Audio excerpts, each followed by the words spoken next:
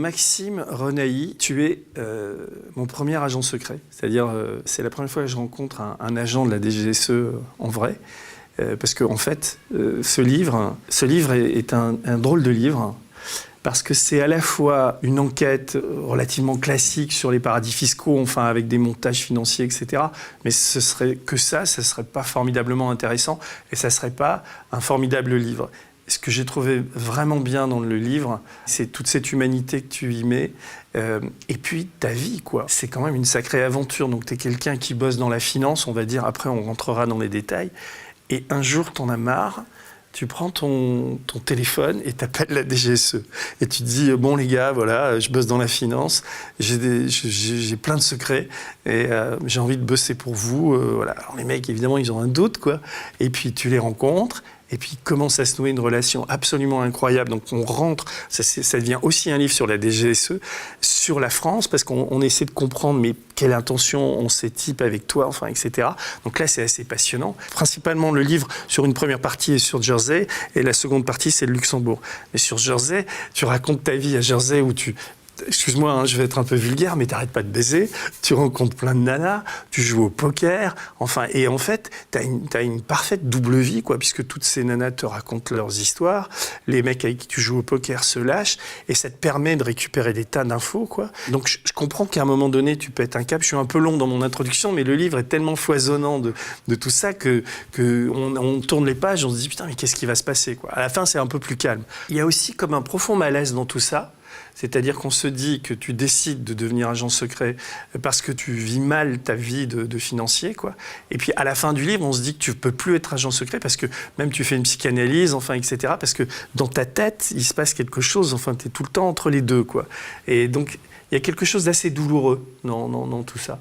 Oui, alors il y a une recherche, oui, effectivement, il y a une recherche qui s'est faite pendant plusieurs années. Déjà, je dirais, il y a une frustration quand je suis rentré dans le monde de la finance par une toute petite porte. Je rentre toujours dans les endroits par la petite porte, en fait, c'est un peu ma marque de fabrique.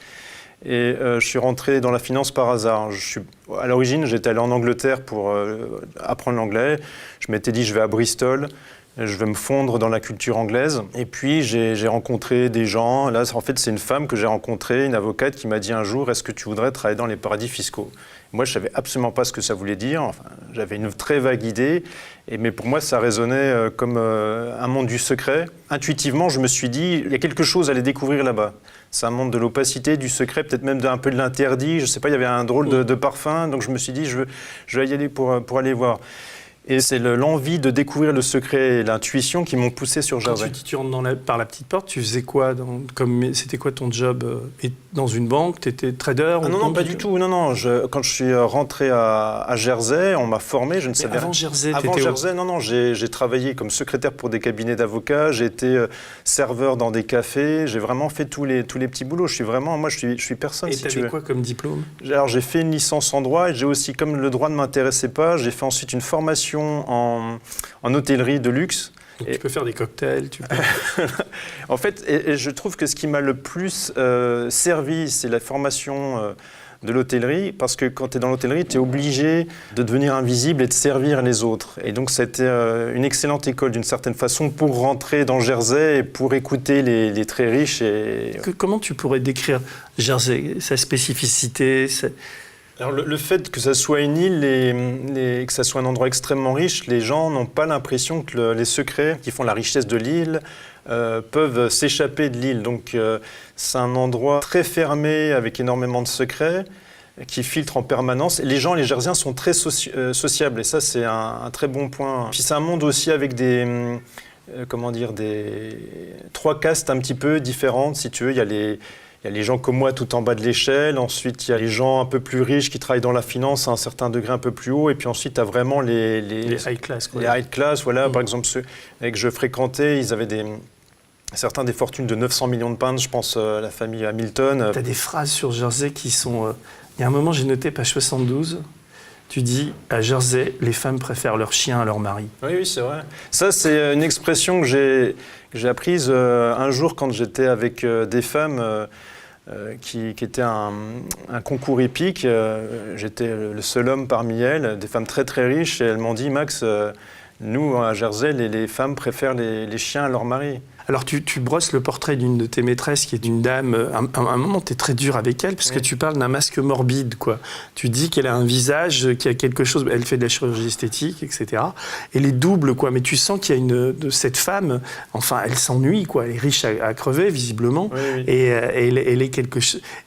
Cet argent ne lui sert plus à rien, quoi. Sur cette île, elle n'a plus rien à prouver. Enfin, donc, tu es un peu son gigolo, quoi. Enfin, je sais pas, excuse-moi, mais non, c'est un peu ça. Disons qu'elle ne m'a pas donné d'argent. J'en ai pas demandé, mais donc gigolo, non. Disons que c'est une femme qui a 15 ans de plus que moi, que je trouvais extrêmement belle, intéressante par... Oui, elle a l'air ça, mais en même temps... Et sur d'autres côtés, pour elle, il n'y avait que l'argent. Donc c'est aussi pour cette raison que la relation s'est terminée. Et peut-être qu'effectivement, j'étais un peu dur. Je sais que ça a choqué certaines personnes que je parle un petit peu de ce masque mortuaire. En fait, on n'en parle peut-être pas forcément, mais donc moi, je suis sorti avec cette femme qui a été refaite au niveau du visage.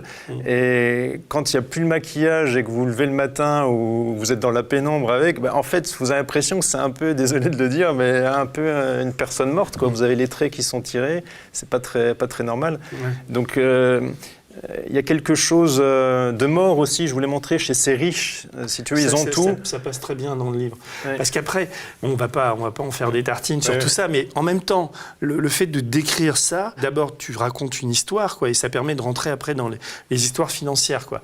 Alors Jersey, c'est une île où toi tu travaillais tu l'appelles General Partner, mais j'imagine que ça s'appelait, enfin tu étais dans une boîte. C'était quoi la fonction de cette boîte et en quoi ça permettait la fraude? Donc en fait, moi j'étais dans le plus gros cabinet de l'île d'avocats qui s'appelait Mourant Limited. Oui, c'est ça. Ouais. Et maintenant ça s'appelle Mourant Ozanne. Et à l'intérieur, tu donnes le vrai nom là. Oui, c'est le vrai nom. D'ailleurs, ils savent très bien que le livre est sorti. Et en fait, dedans, dans ce cabinet d'avocats, il y a un département qui s'appelle la fiduciaire et dans lequel on administrait énormément de sociétés. Moi, c'est un autre sous-département qui administrait des fonds d'investissement. Alors, plus spécifiquement, des fonds de private equity. Et mon portefeuille, c'était principalement des francophones, donc belges, français, aussi des fois des joint ventures franco-américaines, des choses comme ça. La plupart de nos investissements pour les clients étaient en France ou en Europe. Et la structure, entre guillemets, de décision, parce que ce n'était pas le cas, était à Jersey pour ne pas payer d'impôts. Voilà. Et comment ça se passe avec la DGSE, tes premiers rapports, les listes de commissions qu'ils te donnent et tout ça? Alors, en fait, il y a une relation j'ai travaillé avec eux pendant 5 ans, qui s'est vraiment densifiée avec le temps, qui s'est complexifiée. Il y a eu vraiment de la camaraderie avec mes officiers traitants. Il y a eu beaucoup de confiance qui s'est développée. Au départ, donc, je les contacte, c'est un peu presque grotesque, par téléphone. J'arrive pas à trouver un moyen de les contacter. Je passe par les états-majors, on me met en relation avec eux. Et au départ, quand je les rencontre la première fois à Paris, j'apprends qu'ils ont fait une enquête sur moi, ils veulent savoir quelles sont mes intentions, quel est mon profil. L'officier traitant, le premier officier traitant que je rencontre, qui va devenir mon officier traitant pendant un peu plus d'un an et demi, évalue tout de suite les informations que je lui donne. Et ensuite, une fois qu'ils les ont analysées, quelques semaines plus tard, ils m'ont dit « Bon, Banco, on va commencer à travailler avec toi ». Et il y a eu 3 axes de travail. Il y a eu effectivement, comme tu le dis, la liste de courses, qu'ils appellent la liste de courses, donc des listes extrêmement précises techniquement, des demandes très précises sur des multinationales étrangères ou françaises même, sur des milliardaires russes par exemple, sur des possibles contrats d'armement anglais, des choses comme ça. Donc ça, c'est extrêmement précis. Et puis de l'autre côté, le deuxième axe, c'était la carte blanche. Donc c'était essayer de collecter le maximum d'informations, parce qu'on oublie, ça c'est avec le problème d'Hollywood, on croit que les services secrets connaissent tout, savent tout, et non, les services secrets, même s'ils ont des moyens incroyables, qui peuvent collecter à distance en faisant du hacking des milliards de données sur des serveurs, après il faut les analyser. Et ce que tu dis d'ailleurs, c'est que les Français, disons au début des années 2000, sont plutôt très mauvais, ils n'ont pas une culture financière, d'espionnage, etc., à contrario des anglo-saxons qui sont beaucoup plus forts, quoi. Et donc, mais tu as quand même vu évoluer ça, quoi. Il y a une grosse évolution, je l'ai vu de 2007 quand j'ai commencé à travailler avec eux jusqu'à 2012. J'ai vu même qu'ils ont eu plus de recrutement, parce que j'avais des échos des officiers traitants qui me laissaient filer des informations. J'ai compris que leurs analyses étaient de plus en plus poussées. Aussi, je voyais dans la liste de courses qu'elle se complexifiait de mois en mois. Alors, je ne pense pas que c'était uniquement parce que la relation se densifiait avec eux. Je pense que leur département se complexifiait en parallèle également. Tu remarques à un moment donné que même la vie à Jersey, puis après au Luxembourg, avec les pressions médiatiques autour de ces questions de fiscalité ou d'évasion de capitaux, puis après la crise des subprimes, etc., tu dis que ça se bunkérise, quoi. Les gens commencent à devenir méfiants, oui. Alors qu'au début, c'était royal. Tu allais dans un truc, tu faisais ta photocopie. Exactement. Au début, c'était vraiment, c'est hallucinant. C'est un côté totalement amateur. À la bonne franquette, on est en famille. Tu arrives, tu vas au deuxième étage du plus gros cabinet d'avocats. Il y a 500 personnes qui y bossent. Ils ne savent pas qui t'es. Donc tu vas dans les classeurs, tu regardes. Personne t'embête. Et au fur et à mesure, il y a même eu aussi beaucoup d'attaques électroniques, donc du hacking. Donc au départ, il n'y avait pas de gens pour la sécurité dans les structures. Tout d'un coup, il y a eu des gens qui sont venus commencer à protéger les infrastructures, les serveurs. Donc en 5 ans, ça s'est accéléré à une vitesse folle. Après, on ne pouvait plus rentrer dans les bureaux comme avant. Il fallait un pass. Enfin, tout était... Alors, dès le départ, ton officier traitant, là, il n'est pas vraiment intéressé par l'évasion fiscale. Non, oui, c'est ce qu'il me dit. Il a très peur, d'ailleurs. Les premières fois que je le vois, enfin surtout la première fois, il me dit la DGSE, en fait, par expérience, n'aime pas beaucoup les journalistes. Et ils craignent que t'en sois un petit peu ou quoi? Ils craignent... Ils me disent tout de suite, le premier officier traitant me dit « les affaires franco-françaises ne nous intéressent pas ». Et à l'époque, d'ailleurs, il me parle de Clearstream, donc bon, ça les avait vraiment échaudés. Et il y a un truc aussi, c'est une des infos qui m'a les plus intéressé dans le bouquin, c'est qu'ils ont une grande méfiance sur la solidité des banques, oui. À commencer par les banques françaises. Oui. Et ça, c'est terrible. Oui. Ça, c'était... j'ai gardé cette liste de courses parce que pour moi, elle est restée énigmatique. C'était la plus complexe, la plus dure. T'es à Jersey, là, ou t'es au Luxembourg? Sur Luxembourg. Oui. Et je n'ai pas réussi à remplir toutes les demandes de cette liste. Donc, je l'ai gardée un peu comme une sorte d'anti-trophée, si tu veux. Et la question, moi, que j'ai eue quand j'ai reçu cette liste de courses, c'est me dire, mais comment ça se fait que les entités, les agences de l'État, de la régulation financière, c'est-à-dire l'AMF et la CPR, ne sont pas en mesure, apparemment d'après la liste de la DGSE, de pouvoir dire quels sont les véritables fonds de solvabilité, fonds propres des banques, c'est-à-dire en fait les réserves que doivent avoir les banques et les assurances. Donc la DGSE, donc un bras de l'État, me demande, Maxime, est-ce que tu peux nous confirmer que nos banques et nos assurances ne trichent pas et qu'elles ne passent pas par les paradis fiscaux pour mentir sur leurs fonds propres et les fonds de solvabilité? Moi, ça m'a mis évidemment la puce à l'oreille et je me suis rendu compte que leurs questions étaient absolument légitimes et que les banques françaises trichaient et les assurances françaises également sur ces fonds propres. Tu peux nous dire quelles banques sont les plus fragilisées? Qu'est-ce que tu as pu découvrir sur cette hiérarchie offshore, en tout cas dans les banques françaises? Je dirais, sans rentrer dans le détail, ils ont tous leurs recettes. Ils ont tous une recette pour frauder les fonds propres. Et d'ailleurs, maintenant, même les plus grands experts dans le monde s'accordent pour dire que la grande majorité des banques trichent sur les fonds de solvabilité et les fonds propres. Et ils passent en grande... Tu peux expliquer ça pour les gens qui ne savent pas, oui. Solvabilité, fonds propres, ce que c'est pour propres, en fait, disons qu'il y a un pourcentage, en général, c'est 8% de l'argent que vous donnez aux banques qui doit être mis de côté au cas où il y a des problèmes, qu'il y a une crise financière pour pouvoir leur donner le cas échéant.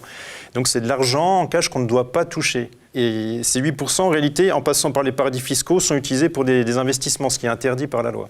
En fait, la DGSE, les services secrets, donc le plus haut niveau de l'État, cherchent en permanence à savoir si on n'est pas à l'aube d'une catastrophe, quoi. C'est un peu ça. Et toi, tu es la petite souris dans cet univers-là, et tu dois déterminer si est-ce qu'on est sûr que BNP Paribas, Société Générale, Crédit Agricole ou autres, et peut-être des banques étrangères aussi, où ils en sont, quoi.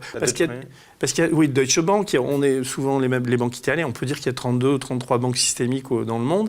Et alors là, c'est un avis que je te demande. Qu'est-ce que tu penses de ça, toi qui as vécu dans ces deux paradis fiscaux?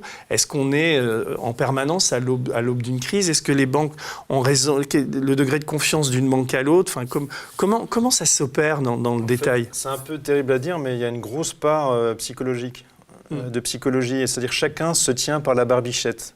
Et tant que tout le monde joue un peu le jeu, le système se tient, si tu veux. Mais effectivement, bon, moi je suis pas je ne suis pas Nostradamus, je ne peux pas te dire s'il y aura une crise, quand est-ce qu'elle aura lieu, mais j'étais extrêmement surpris de voir à quel point le système était fragile. Moi, c'est ça qui m'a énormément surpris, que derrière ces grandes façades de bâtiments très riches, tout neufs, au Luxembourg, à Jersey, c'était extrêmement mal organisé, la finance extrêmement mal organisée, très très mal régulée. Ah non, mais il est flippant ton livre pour ça, quoi. Ouais. Et excuse-moi, je te coupe, mais il y a un moment, moi j'ai découvert le logiciel Investran, Itex aussi, oui. Et en fait, on se rend compte que ces tricheurs, en fait, ont des outils qui sont quasi indécelables, quand même n'importe quel contrôle serait opéré dans ces cabinets ou dans ces banques, grâce à ces logiciels effaceurs. Comment ça fonctionne ? Par exemple, disons qu'il y a un client français qui va monter un fonds d'investissement à Jersey ou Luxembourg. Là, je donne des exemples d'ailleurs dans le livre. Il va utiliser la plateforme Itex. Il va voir la comptabilité du fonds qui est basé à Jersey. Il va y avoir accès. Il va pouvoir envoyer des mails qui vont être cryptés, qu'on ne pourra pas déceler. En fait, c'est une plateforme, si tu veux, secrète. C'est-à-dire, s'il y a une descente du fisc chez eux, le fisc ne pourra rien prendre sur les disques durs, il n'y aura rien sur les disques durs. En fait, les paradis fiscaux s'organisent de plus en plus, y compris, on voit que le Luxembourg, et ce n'est pas un hasard, développe énormément les hubs avec les serveurs. Pourquoi ?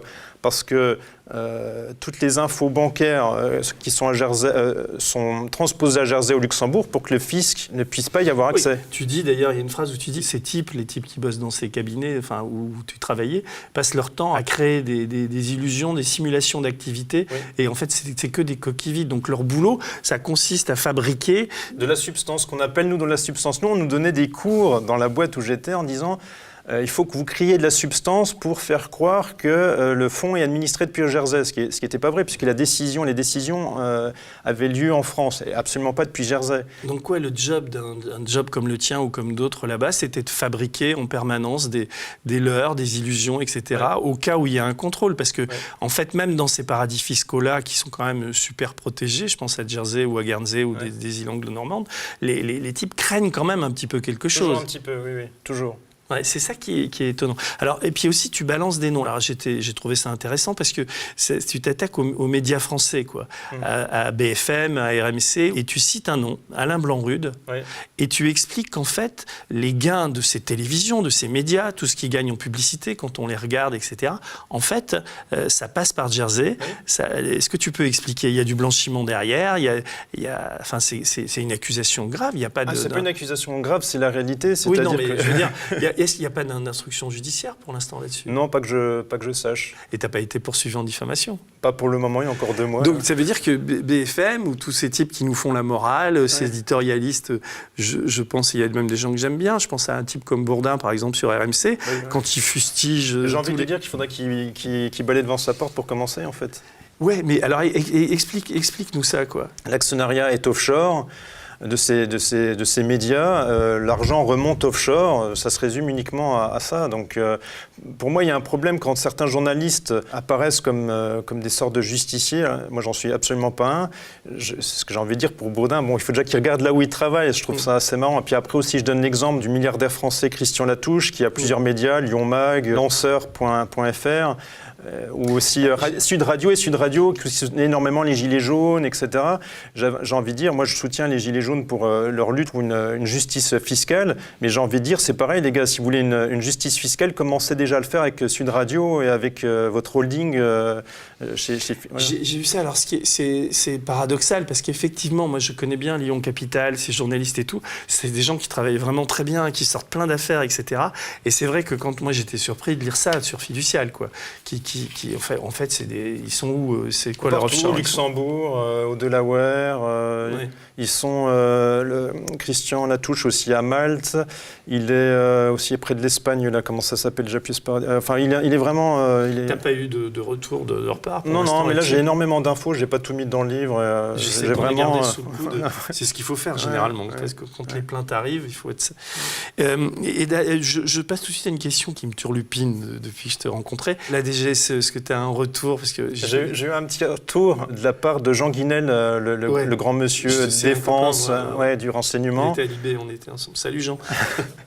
Et en fait, je le voyais, je l'ai vu mardi ou mercredi soir, et ils rencontraient des gens de la DGSE le midi. Et ils ont juste dit, on veut pas faire de commentaires ou rien du tout. Donc bon, ça l'a fait un peu rire. Non, mais ce qui est très étonnant, c'est que dans tes rapports avec eux, t'es vraiment une énigme pour eux, quoi. Parce que jamais tu leur demandes 1 centime, mais t'as jamais été... Tu t'as fait gagner à la France, on va dire, un paquet de pognon quand même. Je sais pas. Mais tu sais pas, mais quand même, oui, sans doute. Tu imagines que les renseignements que tu as donnés sur des magouilles et tout ça, ça a servi, quoi. Oui. Et eux, d'ailleurs, eux, ils te remboursent en liquide les données. Ils m'ont remboursé, ce qu'ils m'ont remboursé, c'était les déplacements quand je venais les voir pour le débrief. Donc non, j'ai pas été payé, je n'ai pas voulu d'argent, je n'ai pas voulu de médaille, c'est encore plus ridicule que l'argent. Et puis, ils m'avaient proposé à un moment donné, quand j'étais à Jersey, de me placer dans la Banque européenne d'investissement. J'aurais été sûrement un bon job à dormir derrière un bureau, et j'ai refusé aussi. Oui, j'ai vu ça. D'ailleurs, c'est très étonnant ton parcours, parce que tu as une sorte de rigueur, de sorte un idéal de vie qui ne met pas du tout l'argent ni les honneurs au premier plan, quoi. Tu es à la recherche de quelque chose d'assez... une sorte de spiritualité, ou tu veux pouvoir te regarder dans une glace, tu veux aider les autres, enfin, c'est des motivations assez basiques et complètement saines, quoi. Et pour ces gens de la DGSE, ils t'ont proposé de te payer ou jamais ? Ils m'ont proposé, je dirais que la façon de me payer, c'était surtout le poste qui aurait été bien payé dans la Banque européenne. Et parce qu'à aucun moment, quand tu donnes des renseignements, ils te disent... Moi, ça a été clair dès le départ, je leur ai dit, je ne sais plus si c'est la première ou la seconde rencontre, je leur ai dit, je ne veux pas être payé, je le fais par patriotisme. Alors, pas le patriotisme négatif comme on pourrait le croire, mais vraiment aider mes concitoyens, ni plus ni moins. Et alors à un moment, je suis toujours sur Jersey, ça m'a fait... Tu as 4 copines polonaises qui sont dans un appartement, qui bossent dans la banque, elles te sortent des infos, elles aussi. Énormément, oui. En fait, j'avais différents réseaux d'amitié, déjà des gens dans des professions complètement différentes. Par exemple, j'avais énormément d'amis chez les avocats dans le second cabinet d'avocats de Lille qui s'appelle Augier, qui est énorme. Là, je connaissais je ne vais pas dire la plupart, mais beaucoup des avocats. Donc, j'avais beaucoup d'informations de la part des avocats. Il faut savoir que dans les paradis fiscaux, ce n'est pas les banquiers qui mènent la danse, c'est les avocats. Donc, si vous êtes avec les avocats, vous avez à peu près la quasi-totalité des affaires qui arrivent sur l'île ou enfin, dans les paradis fiscaux. Je fréquentais d'autres personnes, comme les auditeurs, PwC, KPMG, etc. Donc, toutes ces personnes centrales, je les rencontrais, et en même temps, il faut savoir que les paradis fiscaux, c'est plein de gens d'expatriés. Je rencontrais des gens, des Portugais, des Polonais, des Anglo-Saxons, les Australiens, des Néo-Zélandais. Il faut savoir que les expats donnent énormément d'informations. Ils sont loin de chez eux. Un Néo-Zélandais, il est à l'autre bout de la planète, donc il va te filer plein de trucs, quoi. Et alors, justement, en cette période de gilets jaunes, où M. Macron nous dit qu'il n'y a pas beaucoup d'argent, etc., que tout est dur pour tout le monde, il y a des mecs pour qui c'est pas vraiment dur, puisque tu parles de Worms, là, qui oublie $1 million sur un compte, quoi. Enfin, là, en fait, tu bosses à State Street, là, à ce moment-là, ou quoi ? Alors là, c'est toujours mourant. Oui, mais qui est racheté par la banque américaine. Ensuite, mon département est racheté par la banque américaine State Street. Et ensuite, donc, je pars travailler pour State Street au Luxembourg. Et donc là, comment un mec peut oublier ? Tu peux raconter l'anecdote sur le $1 million ? Alors oui, c'était un jour, il y avait un de mes collègues qui était dans mon équipe. On fait ce qu'on appelle une réconciliation bancaire pour savoir où sont l'actif de nos clients, ce qu'on fait toutes les semaines. Le client... on s'est rendu compte qu'il y avait de l'argent, $1 million qui était placé à Hong Kong et dont on n'avait plus connaissance depuis très longtemps. Je ne sais plus, c'est peut-être 1 an ou 1 an et demi. En fait, pour moi, j'ai voulu parler de cette anecdote parce qu'elle montre tout le paradoxe de certains gens très riches qui font tout pour faire de l'évasion fiscale et qui finissent par perdre la piste de leur argent dans les paradis fiscaux. Donc c'est complètement... c'est dingue, quoi. Avec ça, en fait, il y a eu une descente des impôts à Jersey, mais ils étaient prévenus, ou en tout cas, ils avaient préparé leur coup. Les types du fisc n'ont rien trouvé. Oui. Mais c'est assez rare, d'ailleurs, que des gens du fisc débarquent dans un paradis fiscal. Ah non, c'était pas dans le paradis fiscal, ils ont débarqué à Place Vendôme. Ah oui. Et donc là, tu dis qu'il y a un logiciel ITEX qui est aussi un truc qui nettoie, quoi. Tu appuies sur le bouton et les mecs ne trouvent plus rien.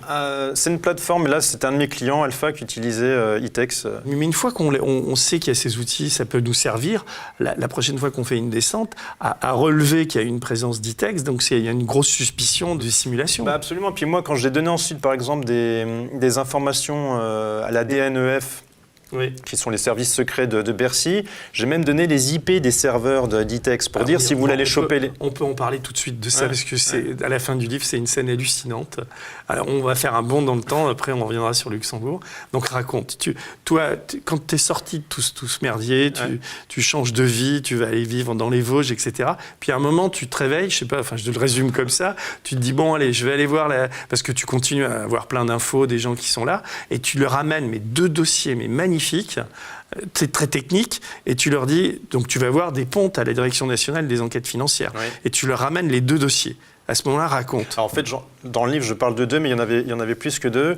Ce sont des personnes françaises qui passent par les paradis fiscaux, et moi j'y étais allé parce que c'était la loi Sapin 2 et je voulais savoir comment ça se passait. C'était très particulier parce que je me suis rendu compte tout d'abord qu'il n'y avait pas de procès verbal quand j'ai rencontré les hauts fonctionnaires. Donc oui, tu vas les voir, les mecs te reçoivent comme ça. Oui, ils me reçoivent, tout ça, donc c'est sécurisé, tu rentres, il y a les SAS, tu rentres, et tu donnes les affaires, donc j'ai expliqué les affaires en détail, ce que j'avais, j'aurais redonné les informations, les documents en papier. À un moment donné, je leur ai dit, mais il n'y a pas de procès verbal, on ne laisse pas de preuves ou quoi que ce soit. Ils m'ont dit non, c'est juste en anglais, un gentleman agreement. Et je dis, comment ça, un accord donc, entre 2 personnes, oral? Mais je dis, mais je ne comprends pas, on est en France, vous êtes une structure étatique, il faut laisser une preuve, un procès verbal. Donc il n'y a pas eu de procès verbal. Et c'était... Oui, mais ce qui est le plus hallucinant, c'est que tu leur donnes clé en main. Il y avait combien d'argent parti là? On est dans des dizaines de millions d'euros. Des centaines de millions d'euros. Des centaines de millions d'euros qui échappent au fisc français. On est d'accord. Tu vas voir les mecs qui font les enquêtes du fisc. Tu leur dis le truc. Les types sont d'abord hyper suspicieux. Et ils essaient de trouver plein d'arguments pour te dire non, mais c'est pas possible. Il y a un chef qui s'engueule avec son sous-chef. Enfin, on a l'impression d'être dans une comédie, quoi. Donc, et en fait, ils en veulent pas de tes infos. Si vous êtes une star de la musique ou du cinéma, que vous n'avez pas un réseau derrière vous, politique ou je ne sais quoi, ou de hauts fonctionnaires, la Bercy va vous tomber dessus et va récupérer l'argent d'évasion fiscale. Par contre, si vous êtes un milliardaire français qui a plein de sociétés en France à l'étranger, on va considérer que quand même, vous faites beaucoup de bien pour la France, donc...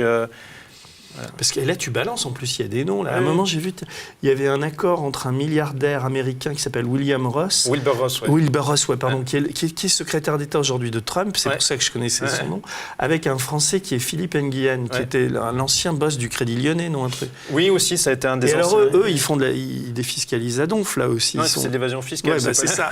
Non, mais c'est un euphémisme. Je sais bien, maman, je te provoque un peu, oui. Mais oui. Tu peux raconter ? En fait, c'est une joint venture, un partenariat, on va parler français, partenariat entre ce milliardaire américain qui est maintenant qui travaille pour Trump, donc qui est ministre aux États-Unis, et Philippe Nguyen, qui est un ancien aussi de la Caisse des dépôts, si je ne me trompe pas. Ils font un partenariat qui me paraît très curieux dès le départ. J'administre le fonds, donc c'est un fonds qui est basé à Jersey avec des investissements qui sont en Europe dans le ferroviaire, le fret ferroviaire. Donc une société qui est allemande et une société qui est suisse. Et les 2 sociétés, en réalité, sont les leaders du fret en Europe.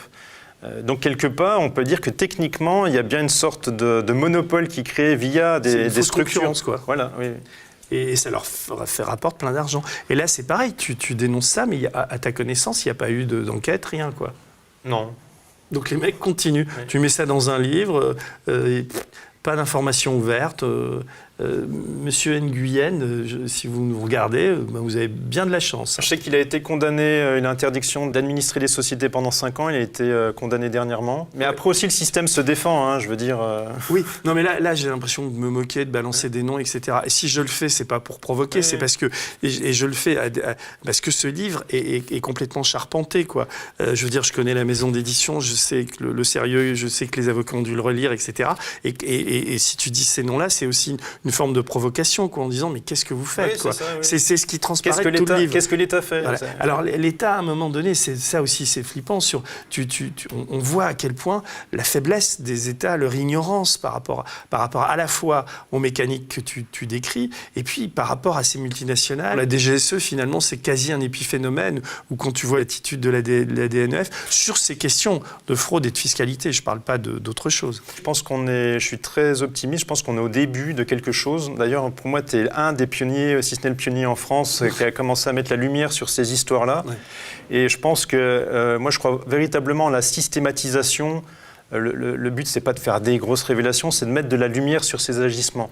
Parce que ces gens, moi, j'ai rien contre les riches, c'est pas le problème. Le problème, c'est ceux qui trichent qui me dérangent. Et ceux qui trichent et qui se font de l'argent là-dessus, en trichant, ils basent leur force, leur domination même sur du mensonge. Donc, si on met de la lumière sur leurs agissements, je pense qu'on peut réduire leur pseudo-puissance de façon importante. Le but, c'est pas une lutte, si tu veux, avec de la haine ou de la rancœur, c'est vraiment leur demander des comptes en leur disant « Écoutez les gars, vous trichez, là ça suffit, on sait ce que vous faites exactement, vous êtes des sales gosses, arrêtez ». Alors j'ai trouvé, page 208, il y a un passage qui m'a intéressé. Alors tu dis, ces informations remontent au plus haut niveau sous forme de rapport au ministère des Finances, au Premier ministre, au Président de la République. Elles seront gardées sous le coude pour être exploitées dans le cadre d'un rapport de force dans l'ombre, dans une sorte de diplomatie parallèle. La question formulée à propos des fonds propres de nos banques me saute aux yeux. J'en déduis que l'État, au mieux, manque d'informations sur ce sujet, ou au pire, doute de celles qui lui sont officiellement fournies, notamment par l'AMF, l'autorité des marchés financiers. Cela donne une idée du pouvoir limité des structures étatiques face à l'empire financier. L'État français est écartelé entre le désir de voir nos multinationales prospérer à l'étranger, quitte à faciliter la fraude via les paradis fiscaux, et son devoir de protection des citoyens français en régulant une activité financière propre à s'emballer. Tu peux expliciter un peu parce que c'est là qu'on peut être effrayé, quoi, quand on... La question, c'est qu'est-ce qu'un paradis fiscal au final? Oui. Et le paradis fiscal, il y a des gens qui travaillent pour lui directement, indirectement. Et moi, dans mon expérience, j'ai vu que les hauts fonctionnaires français et les politiques français travaillent pour les paradis fiscaux et que l'État aussi utilise les paradis fiscaux. Donc on est devant un énorme problème. Tu parles des machines agricoles, ça m'a plu aussi, qui servent bien à Dassault. Tu peux l'expliquer ça ou pas? Les machines agricoles, non, alors là tu parles, je pense, quand la DGSE me demande d'investiguer sur des schémas de rétrocommission. C'est ça, oui. Voilà. Donc là, oui, en fait, il faut savoir que l'État utilise aussi les paradis fiscaux ou les États pour financer des rétrocommissions sur l'armement. Et à un moment donné, la DGSE me demande de trouver les schémas de rétrocommission du compétiteur de Dassault, qui est un Suédois, enfin l'avion est suédois, c'est Gripen, le Gripen. Et on me donne des éléments, en fait, les éléments qui me sont donnés par la DGSE, c'est une société basée en Inde qui rachète du matériel agricole.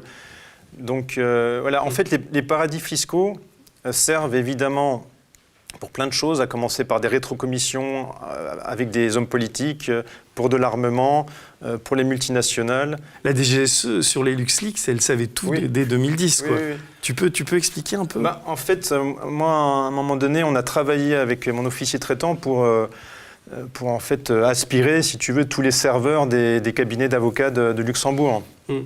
Et dans les cabinets d'avocats du Luxembourg, tu as évidemment tous les tax rulings qui sont là, les rescrits fiscaux.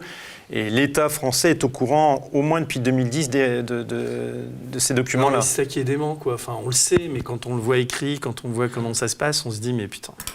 Je trouve que les Français sont très résilients en réalité, parce que s'ils voyaient vraiment tout... Moi, le but du livre, c'était de montrer vraiment l'envers du décor. Enfin, j'ai essayé. Tu dis, à un moment donné, j'ai bien aimé, parce que tu te définis comme un électron libre, c'est page 249. Ma singularité irrite les supérieurs, mais m'attire la sympathie des OT. Les OT, c'est les officiers traitants. Je m'en réjouis. Les donneurs d'ordre qui foulent ces fameux parquets cirés, en fait, ce sont les types des polytechniciens, des énarques, qui sont souvent des camarades de promotion de ceux que je retrouve dans les fonds d'investissement. Les chefs subodorent en moi l'électron libre, celui capable de les remettre en cause, eux et le système. Mais puisque toi, tu es libre, tu ne demandes pas d'argent, tu fais ça pour nous aider, en fait, pour aider les Français.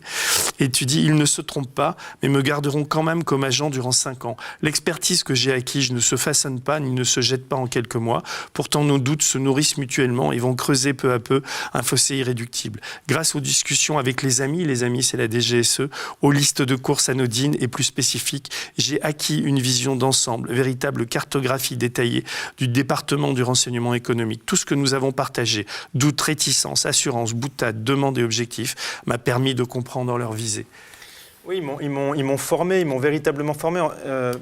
J'ai été formé par la finance offshore, mais aussi leur formation a été cruciale. Et maintenant, si je peux aider les syndicats et les groupes de salariés, c'est aussi grâce à eux. J'en suis reconnaissant.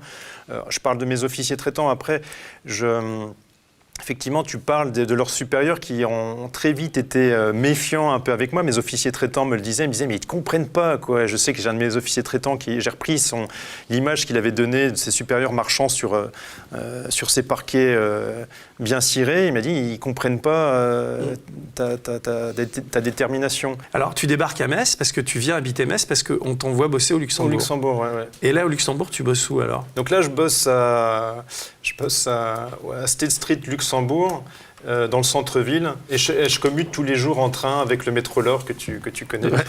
Alors, parle-moi tu décris très bien Jersey, mais sur le Luxembourg, on a l'impression que tu t'emmerdes au Luxembourg. Vraiment. Ouais. Et comment tu décrirais, on va dire, la société luxembourgeoise, quoi? Très, très fermé, le monde luxembourgeois. Ouais. J'ai très peu rencontré de luxembourgeois et ils restent vraiment entre eux, contrairement aux Jersiens qui sont très accueillants, que tu peux rencontrer par divers moyens. Eux, c'est extrêmement fermé.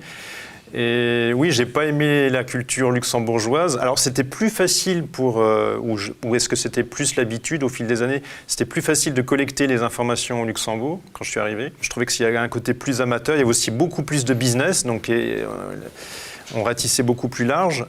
Par contre, non, pour reprendre ce que tu dis et parler un peu trivialement, je me suis emmerdé là-bas. C'est froid, c'est austère. Et puis en fait, au Luxembourg, dès que tu rencontres quelqu'un, il a ou un cousin, un frère, qui bosse dans une banque, quoi.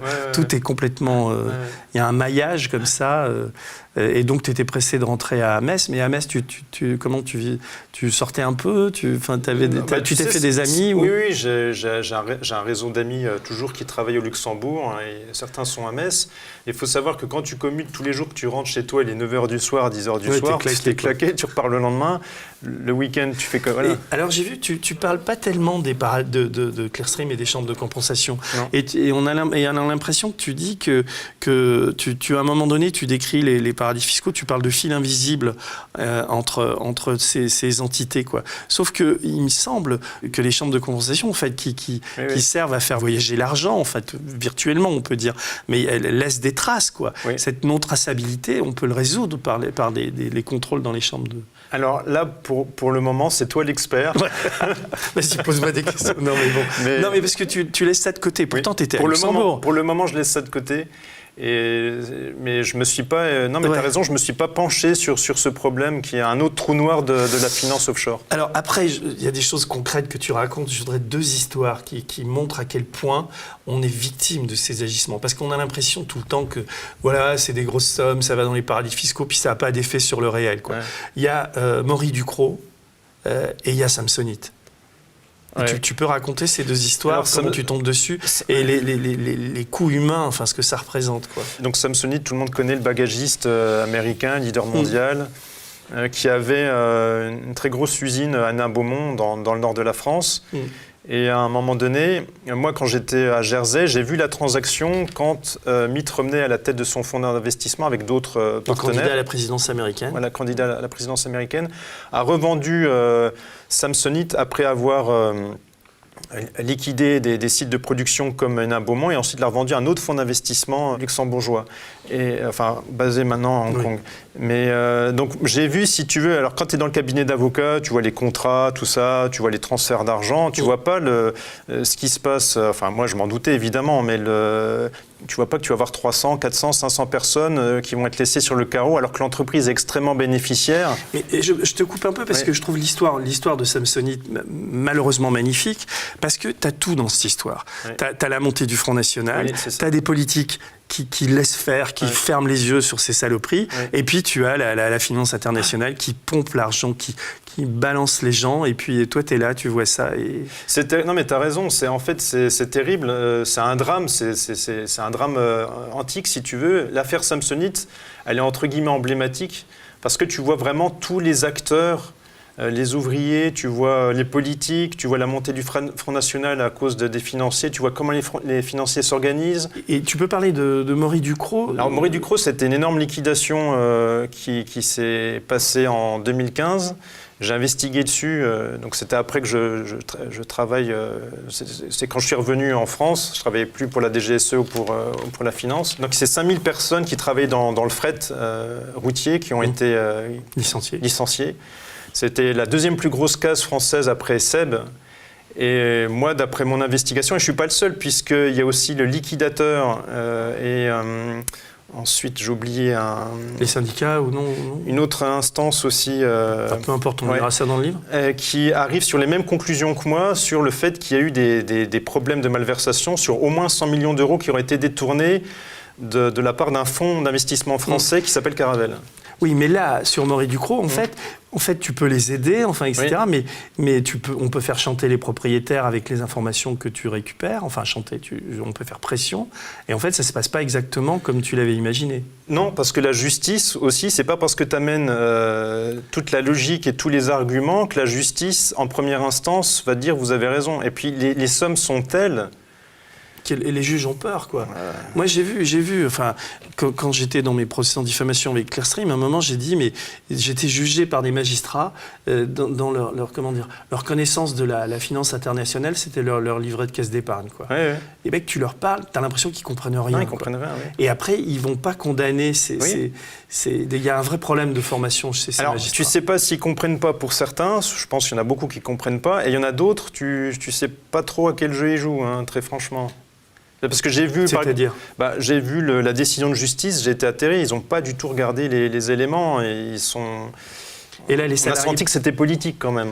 Les salariés peuvent encore faire appel ou c'est plié cette histoire ? Alors, c'est vraiment protéiforme l'affaire Maury Ducrot. Il y a eu plein d'actions différentes.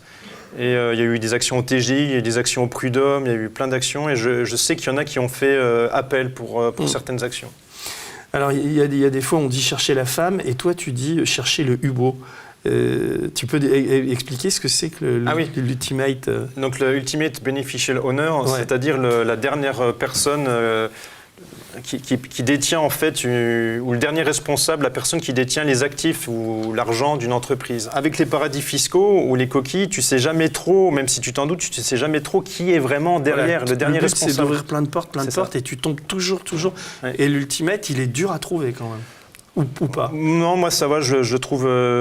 pour l'instant, j'ai toujours réussi à trouver les UBO. Alors, j'ai lu vers la fin du livre, parce que quand on signe des pétitions sur Avaz ou sur change.org, là où change... Oui, c'est ça. Oui. En fait, on finance des enfoirés qui font du offshore. Oui, j'ai fait une petite boutade. Oui, ils sont basés au Delaware. C'est un des plus gros paradis fiscaux du monde. Et comment ils gagnent de l'argent avec les pétitions ? Je crois que tu peux, pour que la pétition marche bien, tu peux donner de l'argent pour qu'elle soit mieux propagée dans les réseaux sociaux. Donc, vu que les bénéfices ensuite arrivent au Delaware, je présume que l'argent qui est récolté ici en France va au Delaware. Alors après, ce qui est intéressant, on parle des fonds souverains, des fonds offshore, etc. Mais là, il y a la notion de les fonds du fonds. C'est-à-dire ces fonds souverains qui appartiennent aux États. Et on voit donc que les États interviennent aussi dans ce qu'on appelle le shadow banking. Enfin, ils vont aussi dans le offshore pour... en fait, ils utilisent finalement les mêmes méthodes que ceux qui poursuivent. Et à un moment, on est très troublé parce qu'on se dit que même la Caisse des dépôts, qui est une sorte de dernière banque publique, qui devrait être l'honneur de la France, et même elle, quoi. Je veux dire, moi, je l'avais vu dans l'affaire Quick, mais c'est ce que tu racontes et ça donne la nausée, quoi. On voit, oui, la Caisse de dépôt et de consignation qui investit à travers Ardian, donc qui est un groupe financier qui est anciennement AXA Private Equity, qui est un ancien département d'AXA. Et Ardian investit dans Mubadala, qui est un énorme fonds souverain d'Abu Dhabi. Ce fonds souverain investit, par exemple, entre autres, dans par exemple de l'armement russe, les Russian Helicopters, ce qui est doublement interdit, ce qui est interdit puisque il y a de l'embargo sur l'armement russe. Donc la France est liée à ça, la Caisse des dépôts. Ils investissent dans un fonds souverain qui fait ce genre de choses. Et ce même fonds souverain, comme par hasard, lui-même investit dans l'armement français, la même entité qui reçoit l'argent de la Caisse de dépôt. Oui, j'ai vu ça. Ensuite, achète l'armement à Naval Group. Donc il y a plein de choses, comme c'est ce que j'appelle la diplomatie financière. Il y a plein de montages. Alors c'est extrêmement passionnant. Pour moi, c'est un peu le Graal. On est au cœur de la machine. Là. C'est le cœur de la machine. Pour moi, c'est le Graal. C'est ce qu'il y a de plus opaque. Tout ce qui est fonds souverains et fonds de fonds. Les fonds de fonds, pour moi, c'est le Graal. Oui, c'est là où tu as le cœur du système qui est dedans. Ouais. Et comme on est tous un peu chasseurs, quand tu arrives à en choper un, tu te dis, putain, victoire. Généralement, tu es tout seul quand ça arrive. Ça. Donc tu es chez toi, tu te prends un verre, tu dis, bon, ça... C'est exactement ça, oui. Et tu vois tout d'un coup que tu vois que les instances de l'État violent des lois en passant par les paradis fiscaux. Alors, j'étais passionné aussi, j'ai encore 2-3 histoires, mais parce que tu dis, je savais que la France, donc c'est avec Emmanuel Macron, là, maintenant, enfin, je veux dire, c'est pas lui qui a pris cette décision, mais ils ont installé le Louvre aux Émirats, qui a été construit par des esclaves, on va dire, et que la France a récupéré 975 millions d'euros. Grâce au fonds émirati, et que en fait tu dis que ça finalement ça va servir à la guerre contre l'Iran. Enfin, en fait ça fait partie de la diplomatie financière, si tu veux. C'est une façon. D'ailleurs, il y a d'autres personnes bien avant moi qui ont parlé de ça de façon très précise. Par exemple, le Louvre à Abu Dhabi, il est avec des œuvres d'art françaises. Tu te doutes bien que s'il y avait une guerre un jour entre l'Iran et Abu Dhabi, avec des œuvres d'art françaises, la France ne laisserait pas faire une telle guerre. Mais pour protéger ces œuvres d'art, enfin, non, c'est aussi con que ça. C'est aussi con que ça. Et d'ailleurs, je te dis, c'est des experts qui le disent. Je reprends la thèse. D'accord. Oui. Et alors, là, maintenant, enfin, à la fin de ton livre, alors il y a un personnage que j'adore, puis c'est mon vieux copain Gérard Longuet. Gérard, si tu nous regardes, salut. Moi, un jour, il a dit que j'étais le Jules Verne de la finance. Ah ouais. Puisque, bon, il me doit quelques déboires quand j'étais à Libération, mais là, tu l'allumes quand même. Là. Ah ouais. Et là, donc, il est... alors, pendant qu'il était, c'est quand même énorme ça. Moi, je ne le savais pas, hein, mais peut-être c'était sorti, je ne sais pas. C'est jamais sorti. C'est jamais sorti. Pendant qu'il était président de l'UMP au Sénat, il était administrateur d'un fonds qui s'appelle Sea Invest Afrique, qui est un fonds basé au Luxembourg, oui, basé au Luxembourg, une société offshore. Ouais. Donc le gars, il est président au Sénat du groupe UMP. Alors après, il a des petits scrupules quand il devient ministre, donc il lâche l'affaire pendant un an. Ouais, en fait, ce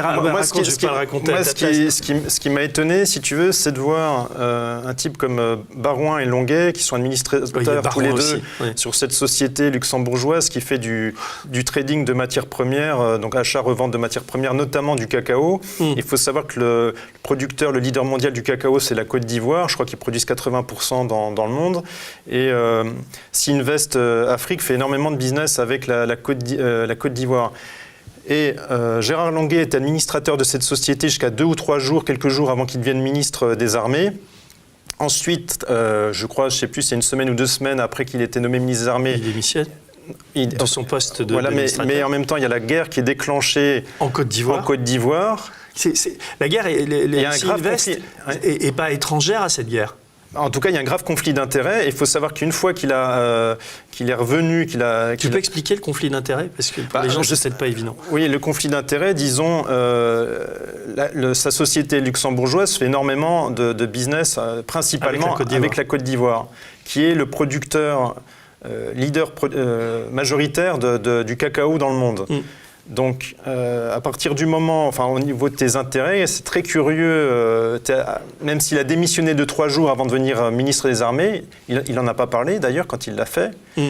Et d'autre part, en 2014, moi j'ai vérifié a posteriori, sa déclaration de patrimoine est fausse. Donc il a menti. Bon, maintenant je pense qu'il y a prescription, mais il n'a pas mentionné qu'il travaillait avant qu'il soit ministre. Il n'a pas dit dans sa déclaration de 2014, parce qu'en fait, il faut remonter au moins 5 ans avant dans la déclaration de patrimoine. Il n'a pas mis qu'il était administrateur de cette société luxembourgeoise. Et Barouin le met, lui, François Barouin Barouin, mais il est venu beaucoup plus tard. Oui, Barouin, il est venu beaucoup plus tard. Ouais. Mais quand même, c'est intéressant de savoir que ce type qui est président de l'Association des maires de France, qui quand même nous fait la morale, et il a l'air un peu plus... Enfin, moi, je le trouvais un peu plus sympa que certains mecs à droite qui nous font beaucoup la morale, mais quand même, quand je découvre qu'il a une offshore au Luxembourg et qu'il magouille comme... Alors, magouille, je dis pas ça. Magouille, mais... on va dire, le fait d'avoir une société offshore qui traite avec la Côte d'Ivoire quand on est un élu de la République et quand on a de ce statut-là, c'est étrange. C'est très étrange, d'autant plus que cette société luxembourgeoise a été cofondée à l'origine par une autre société qui était la possession de M. Houphouët-Boigny. Oui. Donc c'est quand même, ça a un petit arrière-goût de France-Afrique, c'est très curieux, on voudrait même... Il y a plein de choses très curieuses à propos de ces sociétés-là. Oui, et puis surtout que oui, il y a la presse qui m'a bien intéressé parce que je suis lorrain, comme tu le sais. Et dans la Meuse, ils ont construit, la CMI a construit avec de l'argent public. Oui, oui, oui. Donc CMI, par rapport au fonds offshore, c'est quoi? C'est une filiale du fonds offshore ou c'est une propriété du fonds offshore? C'est une filiale du fonds offshore. Voilà. Donc ils construisent une sorte d'école pour former des Saoudiens à la conduite des chars, enfin à apprendre la guerre, quoi. Ils vont là-bas. Oui. Et après, maintenant, on a la guerre de l'Arabie Saoudite avec le Yémen, avec l'armement français. Ouais. Tu vois. Et il y a de l'argent public de la région Lorraine qui était à l'époque présidée par un socialiste qui s'appelle Jean-Pierre Masseret. 600 000 € de nos impôts qui ont été financés. Bon, ça, je l'avais déjà lu dans la presse, mais quand on voit l'ensemble de l'édifice et ce que tu sors, oui, parce qu'ils travaillent en même temps. On se dit, mais putain... Oui, parce que Longuet est aussi administrateur de CMI, société luxembourgeoise aussi, société qui a des ramifications offshore. Alors, on a l'impression qu'il a un peu... Moi, ce que je voudrais bien, c'est que les électeurs de Gérard Longuet et de François Baroin, enfin, même si Baroin a visiblement une responsabilité moindre, mais quand même, quoi, il est administrateur de ce fonds offshore, enfin, il faut qu'ils le sachent, ça. Et il faudrait que ces deux élus de la République s'expliquent sur ces questions-là. Et nous disent aussi qui sont les actionnaires de ces sociétés. Oui, ça mais nous intéresserait. Voilà, ça nous intéresserait beaucoup, quoi. Et autrement, on est prêt à... Enfin, non, j'ai pas trop envie d'aller en procès avec eux, mais je veux dire, à un moment donné, il y a quelque chose, comment dire, de lassant dans tout ça. Et celui qui te parle, il en a eu un paquet des procès en diffamation. Après, tu gagnes et les mecs continuent, quoi. C'est vraiment pendant les affaires continuent. Mais là, ça prend des proportions de dingue. Et en période de gilets jaunes, où quand même, c'est toujours la même question, quoi. Comment un pays aussi riche que le nôtre produit autant de pauvreté? Et voilà. Et donc là, on a un président de la République qui nous fait des leçons de morale, lui aussi, qui nous fait des déclarations publiques, etc. Et en coulisses, ça continue, tout ce... Ouais, je crois aussi, j'avais entendu il y a quelques années par un salarié qui avait été renvoyé dans une grosse liquidation qui, pour moi, est frauduleuse. Il avait dit, il est où le pognon ?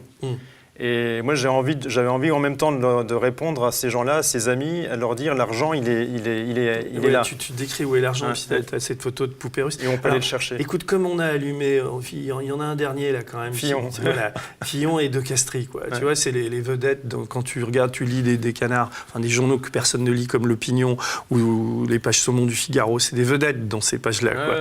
Et alors, ces deux-là, en te lisant, alors c'est marrant parce que eux, ils sont associés dans un fonds qui se trouve aux Bermudes. Qu'est-ce qu'on peut dire de ces deux personnages et de leurs investissements offshore ? Si tu veux, il y a quelque chose, j'en parle, d'ailleurs je te donne les informations à la Direction nationale des enquêtes financières, je dis... D'ailleurs, le PNF maintenant fait des enquêtes, alors pas spécifiquement sur De Castres De Castries ou sur Fillon, mais je parle de ce qu'on appelle le carried interest. Alors, carried interest, qu'est-ce que c'est ? C'est tout simplement, très simplement, des gens qui sont basés en France, des financiers, qui sont rémunérés pour leur travail qu'ils font en France, au Luxembourg, à Jersey ou ailleurs. Ouais. Et ça, c'est totalement illégal. Imagine que toi, si tu étais payé, que tu sois payé directement sur un compte offshore. D'ailleurs, nous, ça nous arrangerait bien aux médias. Il faudrait qu'on y réfléchisse, parce que là, ça devient dur, tu sais, financièrement à tenir. D'ailleurs, je fais un petit rappel aux gens qui voient qu'on parle assez librement de tout ça. Je pense que dans une télé ou tout ça, personne ne parlerait aussi librement qu'on parle tous les deux. Et si on a cette liberté, c'est grâce aux gens qui nous financent. Mais même si vous aviez des fonds offshore, moi, je les prends, quoi. De toute manière, ce qu'il faut, c'est qu'on continue à vivre, à faire une information libre, etc. Et non, je déconne sur les fonds offshore. Mais quand même, quoi, ce qui ressort de tout ça. Tu cites un type que j'adore à la fin, qui est Gabriel Zucman, qui veut créer un cadastre des paradis fiscaux, etc. Et tu dis aussi à la fin, enfin toi, finalement, ce qui va résoudre tout ça, enfin, personnellement, après avoir eu cette vie et tout ça, tu crées un site qui s'appelle lanceurdalerte.org où tout ce que tu as appris, tu le mets à notre service, quoi. Oui. Et d'ailleurs, je te fais un appel d'offres. J'espère que tu vas venir travailler avec nous et qu'on va sortir plein d'affaires. Et voilà. Et donc c'est pour ça que c'est important. Parce que quand ça s'appelle là où est l'argent, mais c'est aussi un mode d'emploi qui nous dit là où on doit récupérer l'argent. On va dire que c'est notre conclusion. Ok, super. Merci beaucoup de ce livre et de ta présence aux médias. Merci Denis. Au revoir. Au revoir.